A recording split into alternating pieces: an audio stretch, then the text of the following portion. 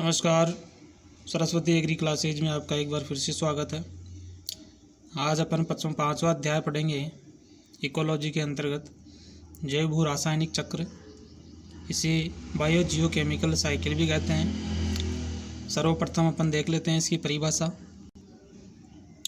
जीवद्रव्य के मूलभूत तत्वों सहित सभी रासायनिक तत्व कुछ विशिष्ट चक्रों द्वारा वायुमंडल में, प्राणियों में तथा पुनः वातावरण में मुक्त होकर जीवमंडल या बायोस्फीयर में प्रवाहित होते रहते हैं।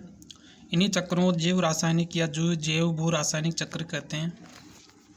देखिए क्या होता है कि जो जीवद्रव्य के मूलभूत घटक होते हैं उनको अपन रासायनिक तत्व कहते हैं, और वो रासायनिक तत्व जो है वो वायुमंडल में और प्राणियों में, सबसे पहले वायुमंडल से प्राणियों में प्रवेश करते हैं। प्राणी उनको ग्रहण करते हैं और प्राणियों की ग्रहण करने के बाद में प्राणी उनको वापस मुक्त करते हैं, और मुक्त करने के बाद में यह जीवमंडल में वापस प्रवाहित हो जाते हैं। इस प्रकार का एक चक्र चलता रहता है जिसे अपन जैव भू रासायनिक चक्र कहते हैं। तो मेरे ख्याल से आप जो है ये परिभाषा समझ गए होंगे जैव भू रासायनिक चक्र की। इस प्रकार से आप जो है ये परिभाषा लिख सकते हैं। शॉर्ट में इसको लिख सकते हैं कि जो जीवद्रव्य के मूलभूत घटक होते हैं वो वायुमंडल और प्राणियों के अंदर एक आदान प्रदान होता है इनमें, जिसको चक्र के द्वारा दर्शाया जाता है, और वही आपका जैव भू रासायनिक चक्र कहलाता है। परिभाषा की बात में अपन बात करते हैं तो इनके जो प्रकार है, जैव भू रासायनिक चक्र कितने प्रकार के होते हैं, या आपके जो है प्रश्न आ सकता है कि जैव भू रासायनिक चक्र किसे कहते हैं, ये कितने प्रकार के होते हैं। कार्बन डाइऑक्साइड चक्र या कार्बन चक्र के बारे में विस्तृत व्याख्या कीजिए। तो इसी प्रकार से अपन जो है इन चक्रों को दो भागों में बांटते हैं। पहला जो भाग है वो है गैसीय चक्र, और दूसरा जो भाग है आपका अवसादी चक्र। गैसीय चक्र के अंतर्गत आपकी कार्बन डाइऑक्साइड O2 मतलब ऑक्सीजन, नाइट्रोजन N2 और H2O ये मुख्यतः आपकी गैसें आती है। इन्हीं के बारे में अपन यहाँ पर पढ़ेंगे। इन्हीं के दो आपके जैव भू रासायनिक चक्र हैं उनके बारे में अपन पढ़ने वाले हैं। तो यहाँ पर देखिए आप, गैसीय चक्र जो है वो निचयी कुंड है। निचयी कुंड का मतलब होता है रिजर्वायर पोल। यहाँ पर देखिए वायुमंडल या जलमंडल, इस जलमंडल में भी जो है गैसें पाई जाती है और वायुमंडल में भी पाई जाती है। जलमंडल के अंदर देखिए जल जो है वो H2O होता है और उसके अंदर ऑक्सीजन पाई जाती है, हाइड्रोजन पाई जाती है। उसी प्रकार से वायुमंडल में नाइट्रोजन N2 गैस पाई जाती है, ऑक्सीजन O2 गैस पाई जाती है, और CO2 कार्बन डाइऑक्साइड गैस पाई जाती है। इन्हीं के बारे में अपन आगे चर्चा करेंगे। फिर अवसादी चक्र क्या होता है। अवसादी चक्र के अंदर नीचे कुंड अश्ममंडल। अश्ममंडल क्या होता है, लिथोस्फीयर। लिथोस्फीयर का मतलब होता है कि जो आपकी मृदा की जो भू परपटी जिसको अपन कहते हैं या परतें होती है, उनके अंदर जो तत्व पाए जाते हैं, पोषक तत्व, उनमें एक है फास्फोरस। तो ये फास्फोरस जो है किस प्रकार से प्राणियों में और प्राणियों से वापस आपकी मृदा के अंदर कैसे मिलता है, किस प्रकार से ये चक्र चलता है, वो आपके अवसादी चक्र के अंतर्गत आता है, जिसकी अपन आगे जो है बात करने वाले हैं। तो जैव भू रासायनिक चक्र अगर आपको प्रकार पूछे तो गैसीय चक्र, अवसादी चक्र दो प्रकार के होते हैं। गैसीय चक्र में कार्बन डाइऑक्साइड चक्र जिसको कार्बन चक्र भी कहते हैं, O2 ऑक्सीजन चक्र भी कहते हैं, N2 नाइट्रोजन चक्र और H2O जल चक्र। अवसादी चक्र में आपको जो है फास्फोरस चक्र के बारे में बताना है। अपन ने सबसे पहले जो है गैसीय चक्र में कार्बन डाइऑक्साइड चक्र या आपके कार्बन चक्र की बात करते हैं। सबसे पहले देखिए गैसीय चक्र है, सबसे पहला आपका कार्बन चक्र है। यहाँ से जो है प्रश्न बनता है तो आपको जो है किस प्रकार से अटेंड करना है प्रश्न को। कार्बन चक्र में आपको ये कार्बन चक्र के रूप में भी आपको ये प्रश्न पूछा जा सकता है, और कार्बन डाइऑक्साइड चक्र के रूप में भी ये प्रश्न पूछा जा सकता है। सबसे पहले आपको क्या लिखना है कि जो आपके समस्त कार्बनिक यौगिक है उनका आधारभूत घटक क्या होता है, कार्बन होता है। सब जानते हैं कार्बोहाइड्रेट, वसा, प्रोटीन आदि जो है कार्बन से ही बने हुए रहते हैं। इसके अलावा वायुमंडलीय जो कार्बन होती है वो कार्बन डाइऑक्साइड है, और जल में घुली हुई कार्बन डाइऑक्साइड जो होती है, इन दोनों का ही जो मूल तत्व होता है या जो मूल यौगिक होता है वो आपका क्या होता है, कार्बन होता है। तो वायुमंडलीय कार्बन डाइऑक्साइड एवं जल में घुली हुई कार्बन डाइऑक्साइड ही किसी न किसी रूप में इन यौगिकों के लिए आवश्यक कार्बन का मुख्य स्रोत होती है। यानी ये कार्बन जो है कार्बोहाइड्रेट, वसा आदि को जो प्राप्त होती है वो किससे प्राप्त होती है, कार्बोहाइड्रेट जो है या वसा है या प्रोटीन है, इनको कार्बन जो है वो कार्बन डाइऑक्साइड या CO2 से ही मिलती है। अब अपन जो है इनको एक एक स्टेप बाय स्टेप जो है चरण से अपन इस कार्बन चक्र के बारे में या CO2 चक्र के बारे में पढ़ते हैं। तो सबसे पहला जो स्टेप है उसमें क्या है कि जीवों में कार्बन डाइऑक्साइड के उपयोग में पहला जो कदम है वो हरिपौधों द्वारा प्रकाश संश्लेषण करना है। यानी सबसे पहले जो स्टेप है उसके अंदर क्या लिखा हुआ है कि जो आपके हरे पौधे हैं या पेड़ पौधे हैं, वो पेड़ पौधे क्या करते हैं, वायुमंडलीय कार्बन डाइऑक्साइड को ग्रहण करते हैं। कार्बन डाइऑक्साइड गैस को ये ग्रहण करते हैं। क्यों करते हैं? क्योंकि ये एक जो है भोजन बनाते हैं अपने लिए, और भोजन का जो निर्माण करते हैं वो प्रकाश संश्लेषण की प्रक्रिया के द्वारा करते हैं। और प्रकाश संश्लेषण की क्रिया में, प्रकाश संश्लेषण की जो क्रिया होती है उसमें कार्बन डाइऑक्साइड का उपयोग किया जाता है। और ये कार्बन डाइऑक्साइड गैस उपयोग कर कर ये जो पादप है ये अपना भोजन स्वयं निर्मित कर लेते हैं, कि एक कार्बनिक यौगिक का निर्माण करते हैं, संश्लेषित करते हैं। इसलिए इनको अपन जो है स्वयंपोषी भी कह सकते हैं। तो ये अपना पहला स्टेप है जिसमें पौधों के द्वारा कार्बन डाइऑक्साइड ग्रहण की जाती है। फिर ये यहाँ पर जो है दूसरा स्टेप है। फिर देखिए दूसरा स्टेप क्या है, कार्बन तथा ऑक्सीजन एवं हाइड्रोजन। कार्बन, ऑक्सीजन, हाइड्रोजन सूर्य के प्रकाश की उपस्थिति में साधारण कार्बोहाइड्रेट में परिवर्तित हो जाते हैं। अगर आपको कार्बोहाइड्रेट का अगर सूत्र देखना हो या कार्बोहाइड्रेट का सूत्र कैसे बनता है, तो ध्यान रखना कार्बोहाइड्रेट का जो सूत्र होता है वो C6H12O6 होता है, और इसका जो निर्माण होता है वो कार्बन, ऑक्सीजन और हाइड्रोजन से होता है।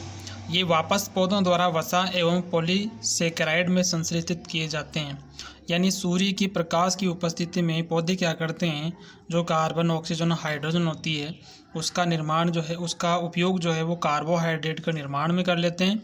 और कार्बोहाइड्रेट जो है वो पुनः जो है आगे वसा और पॉलीसेकेराइड में संश्लेषित किए जाते हैं। यानी ये जो है पौधे क्या कर लेते हैं, वसा का और पॉलीसेकेराइड का संश्लेषण भी कर लेते हैं, निर्माण कर लेते हैं। तो सबसे पहले स्टेप में तो क्या पढ़ा कि पौधे जो हैं कार्बन डाइऑक्साइड का उपयोग प्रकाश संश्लेषण में करते हैं। दूसरे स्टेप में अपन ने पढ़ा कि जो प्राणी होते हैं या जो पौधे होते हैं वो सूर्य के प्रकाश की उपस्थिति में कार्बन, ऑक्सीजन, हाइड्रोजन का उपयोग कार्बोहाइड्रेट में निर्माण में परिवर्तित कर लेते हैं या उसके निर्माण में उपयोग कर लेते हैं। और फिर इसी में अपन ने पढ़ा कि पौधे द्वारा वसा एवं पॉलीसेकेराइड में भी इसका संश्लेषण किया जाता है। तीसरा स्टेप देख लेते हैं। तीसरा स्टेप है कार्बन की कुछ मात्रा दोबारा वायुमंडल में चली जाती है। कार्बन की कुछ मात्रा जो है वो दोबारा जो वायुमंडल में चली जाती है, क्योंकि कार्बन डाइऑक्साइड पौधों तथा जंतुओं दोनों के लिए श्वसन का क्योंकि कार्बन डाइऑक्साइड जो है वो पौधों और जंतुओं दोनों के लिए श्वसन का सह उत्पादक है। सह उत्पादक का मतलब होता है कि जो श्वसन की क्रिया होती है उस श्वसन की क्रिया के दौरान कार्बन डाइऑक्साइड गैस मुक्त होती है। जीवधारियों के श्वसन से एवं उनके उत्सर्जीय द्रव्यों और मृत अपमार्जन या अपरदन से विघटन द्वारा उत्पन्न कार्बन डाइऑक्साइड पुनः वायुमंडल में पहुंच जाती है। यानी जो जीवधारी होते हैं उनके श्वसन की क्रिया होती है, और श्वसन की क्रिया के अलावा उत्सर्जित द्रव्य होते हैं, यानी जो इनके द्वारा उत्सर्जित द्रव्य होते हैं, पदार्थ होते हैं, या जिनको मृत अपमार्जन कहते हैं, यानी जो सड़े गले जो पेड़ पौधे होते हैं या प्राणी होते हैं, या इनका अपरदन यानी विघटन के द्वारा इनके कार्बन डाइऑक्साइड गैस का पुनः वायुमंडल में पहुंच जाना भी एक प्रकार का चरण होता है। ठीक है, सबसे पहले पौधे कार्बन डाइऑक्साइड गैस को ग्रहण करते हैं, कार्बोहाइड्रेट और वसा का निर्माण करते हैं। उसके बाद में कार्बन जो है वो कार्बन डाइऑक्साइड के रूप में श्वसन की क्रिया के द्वारा या अपरदन या अपघटन की क्रिया के द्वारा या मृत अपमार्जन के द्वारा पुनः वायुमंडल में चली जाती है। इसके बाद में चौथा जो चरण है वो है जंतुओं के उत्सर्जी पदार्थों तथा पौधों एवं जंतुओं के जीवद्रव्य में बंधा हुआ कार्बन शरीर के विघटन के बाद निर्मुक्त होता है। जंतुओं का जो उत्सर्जन होता है या जो उत्सर्जी पदार्थ होते हैं, उत्सर्जी पदार्थों के द्वारा या पेड़ पौधों का जो है जीवन चक्र समाप्त होने के बाद में इनका जो विघटन होता है, उस विघटन के दौरान जीवद्रव्य में जो बंधा हुआ कार्बन होता है वो कार्बन वापस निर्मुक्त हो जाता है वायुमंडल के अंदर। ये बात अपन पहले भी कर लिए कि जो अपरदन की क्रिया होती है, मृत अपरदन की या अपमार्जन की, उसके द्वारा क्या होता है कि जो जीवद्रव्य होता है ना, उस जीवद्रव्य में जो कार्बन होता है वो कार्बन पुनः क्या होता है कि अपने विघटन होने के बाद में कहाँ चला जाता है, वायुमंडल में चला जाता है। पांचवा जो अपना पॉइंट है या जो चरण है वो है ये है कि जलीय पारिस्थितिकी तंत्रों से कार्बन डाइऑक्साइड वायुमंडल से जल में विसरण किया द्वारा घुल जाती है। मतलब जलीय पारिस्थितिकी तंत्र से कार्बन डाइऑक्साइड वायुमंडल से जल में विसरण क्रिया द्वारा घुल जाती है। यानी जो वायुमंडल होता है,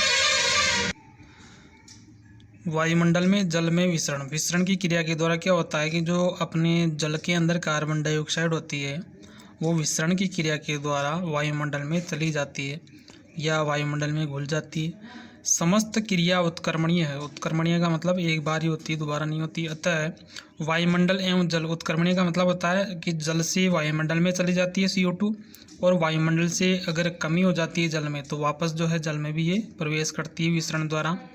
तो वायुमंडल एवं जल दोनों में से जिसमें इसकी सांद्रता कम रहेगी उसी और विसरण होकर उभय पक्ष में संतुलन बना रहता है।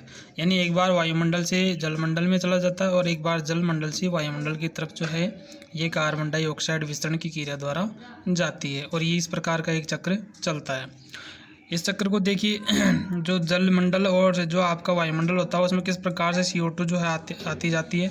तो वायुमंडलीय कार्बन डाइऑक्साइड जो है वो जल विलेय CO2 यानी कार्बन डाइऑक्साइड प्लस जल, इन दोनों का घुलित रूप जो होता है वो कार्बोनिल अम्ल बनाता है, यानी कार्बनिक अम्ल बनाता है। और कार्बनिक अम्ल जो है वो आपका कहाँ रहता है, जल के अंदर पाया जाता है। तो इस प्रकार की एक प्रक्रिया चलती है जलमंडल और वायुमंडल में। तो यहाँ तक अपन ने जो है 5 स्टेप पढ़े। इन 5 स्टेपों के द्वारा अपन ने देखा कि जो है कार्बन डाइऑक्साइड जो है उसका किस प्रकार से रूपांतरण होता है। कार्बन डाइऑक्साइड जो है वो किस प्रकार से जो है एक ही जो है आपका चरण होता है या एक भाग जो होता है उससे दूसरे भाग में कैसे जाती है, और इस प्रकार का एक चक्र चलता रहता है। कार्बन डाइऑक्साइड के संदर्भ में अपन बात करते हैं तो कार्बन डाइऑक्साइड के साथ में अपन ध्यान रखना, कार्बन जो होता है वो कार्बन का यहाँ पर जो है एक स्थान से दूसरे स्थान पर जो है आदान प्रदान होता है। यह एक प्रकार से चक्र चलता रहता है। इस चक्र को अपने एक जो है फ्लो डायग्राम से समझने का प्रयास करते हैं, किस प्रकार से जो है ये कार्बन चक्र या कार्बन डाइऑक्साइड चक्र चलता है। सर्वप्रथम देखिए, वायुमंडलीय या एटमॉस्फेयर CO2 जो होती है, कार्बन डाइऑक्साइड जो होती है वो वायुमंडलीय कार्बन डाइऑक्साइड जो है वो सबसे पहले आपके प्रकाश संश्लेषण की क्रिया के द्वारा ग्रहण की जाती है। ध्यान दीजिए, जिस प्रकार से मैं पेन का इशारा कर रहा हूँ वैसे आपको समझना है। सबसे पहले देखिए कि वायुमंडलीय जो CO2 होती है वो वायुमंडलीय CO2 सबसे पहले प्रकाश संश्लेषण की क्रिया द्वारा अवशोषित होती है। इस प्रकाश संश्लेषण की क्रिया में आपको पता है कि कार्बन डाइऑक्साइड के साथ में जल को भी उपयोग किया जाता है। तो CO2 और जल दोनों का उपयोग करके जो है भोजन का निर्माण होता है। तो ये प्रकाश संश्लेषण की क्रिया के दौरान यहाँ पर क्या बन जाता है, कार्बोहाइड्रेट बन जाता है। कार्बोहाइड्रेट यहाँ पर बन गया, साथ में क्या होता है कि ये ऑक्सीजन गैस भी मुक्त हो जाती है। प्रकाश संश्लेषण की क्रिया में कार्बन डाइऑक्साइड और जल का उपयोग होता है।